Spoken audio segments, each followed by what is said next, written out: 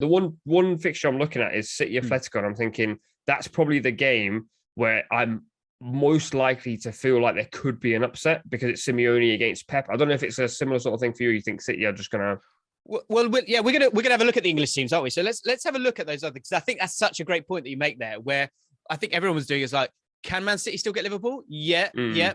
So, and that is a very, very dangerous thing because there are other teams in this competition. And I was doing a live stream myself. Very quickly, people were talking about an English bias in what I was talking about. But ultimately, you've got a Liverpool side that's won the Champions League recently, and Man City and Chelsea, who were both in the final last year. So there's a reason that they are right up there, and the strength of the Premier League as well. But let's focus on those other teams for a second then, because let's talk Atletico Madrid first, then we'll then talk about Real Madrid. Atletico Madrid, I agree with you. I think there's something in that because whoever plays them, they're going to make it ugly, aren't they? They're a smart side, they're an experienced side. And look, no one's got a strong chance against Man City, but if anyone's going to kind of put them in the mud, it's going to be someone like Atletico Madrid, isn't it? Well, they've done it to Liverpool recently, and at them points, people said that Liverpool were too strong for them. I think if you look at the draw, you might have said maybe Bayern, but I think Bayern versus City, sort of pound for pound, you'd back City and Bayern would come out to play. The types of teams City don't want to come up against is Atletico. There's also another one in there in Villarreal, but in particular with Diego Simeone and their tactics, and they've actually got technical quality to kill a team on the counter, as we saw against United.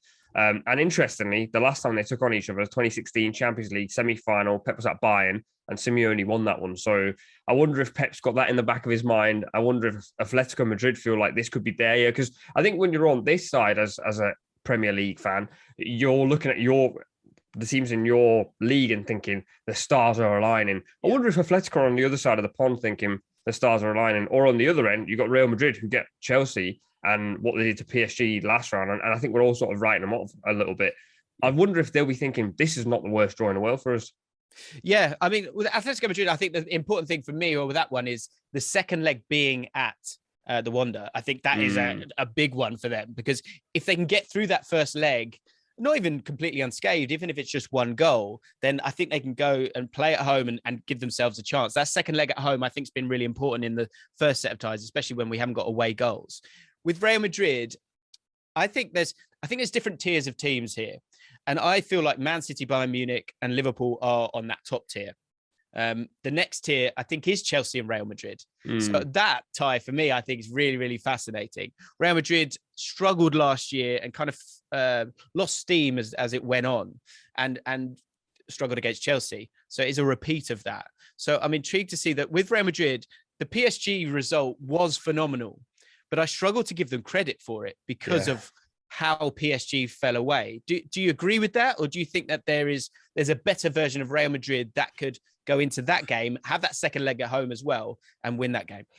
I think with Real Madrid, you look at them play and they still play the exact same way they have for like the last 3 or 4 seasons, with the age in midfield who have moments of brilliance like Luka Modric did against PSG. But then they do have Vinicius Jr., who's this brilliant youthful star who's now found his role at Real Madrid. Whether it stays that way when Mbappe comes, if he does, you never know. But for now, he is that Mbappe for Real Madrid. Then they've got Benzema, so they've got players who can come clutch. But I just think against Chelsea, against Thomas Tuchel, Thomas Tuchel is a master in knockout games. I mean, Chelsea have got the best record of any team against Real Madrid in knockout games. They're unbeaten in 5. So there's this feeling that even if Madrid played, in my opinion anyway, at their absolute best, Chelsea still have too many solutions and too many top players and too many players to get them over the line. But equally, Real Madrid fans will be sat there saying, everybody thinks it's over for us. And that actually hasn't happened very often. You don't see Real Madrid as the underdogs very often in the Champions League because they are the greatest team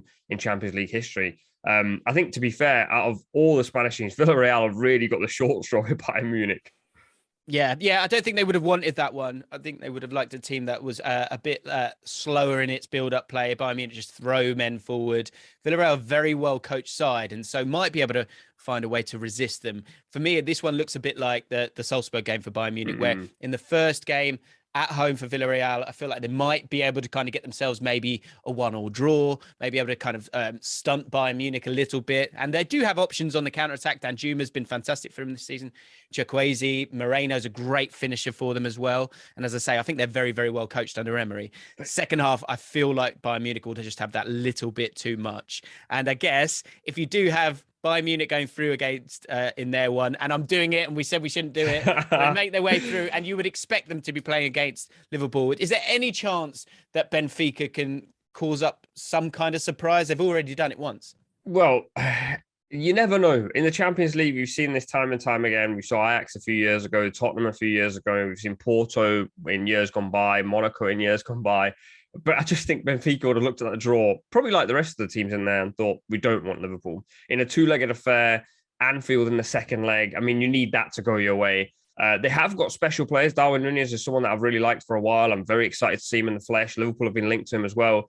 But even if Benfica go into that second leg with a lead, I just don't see how Benfica beat Liverpool. Now, that might be my Liverpool bias speaking, but I'm assuming you have a similar sort of sentiment towards it. Yeah, totally. I think this is that one. I expect them to get blown out, to be honest. I really do. And I know that's a dangerous thing to say, but especially with what Benfica have done so far. But I just think Liverpool in particular, I expect them to sort of pick apart an aging defence, which doesn't have a lot of pace.